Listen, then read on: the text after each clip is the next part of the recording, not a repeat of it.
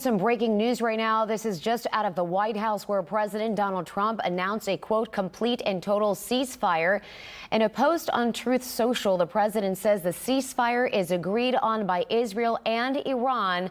The president detailed that Iran will start the ceasefire, followed by Israel in about 6 hours from now. President Trump says this will mark the end of the 12-day war. But this ceasefire comes after a day of Iranian airstrikes targeting U.S. forces in Qatar. NBC's Monica Alba has details from Washington. Iran's retaliation is underway. Iranian armed forces saying it targeted the Al Udeid air base in Qatar after the U.S. bombed 3 nuclear facilities over the weekend. U.S. officials say they had been notified of threats against U.S. forces on bases in Bahrain as well as other countries in the Middle East. President Trump meeting with his national security team in the Situation Room this afternoon. After Saturday's attack, the president had warned Iran about any retaliation.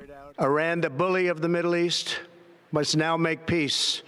If they do not, future attacks will be far greater and a lot easier. 2 officials telling NBC News that before the weekend attacks, Iran had warned the president if the U.S. conducted airstrikes on Iran, it could potentially activate sleeper cells it claims to have in this country. There's a lot of bluster coming from Iran, but we do have to take seriously the threat that Iran has placed inside the United States, teams of people who could go after soft targets. Today, we're getting a look at those targets in Iran. Isfahan Technology Center taking a direct hit.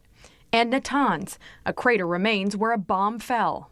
But it's difficult to determine damage at the Fordo facility, buried deep underground.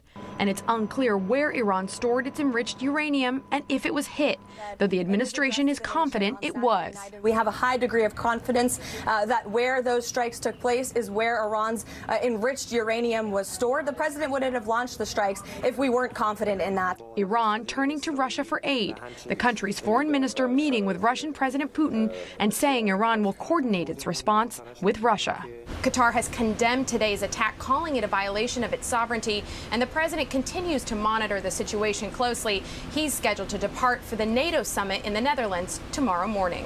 Monica Alba, NBC News, the White House.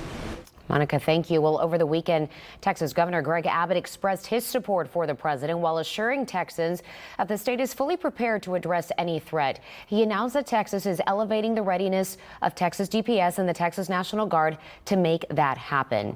KPRC2 was the first local station to tell you about that ceasefire. For the latest on this conflict and the impact here in Houston, just search Iran at click2houston.com.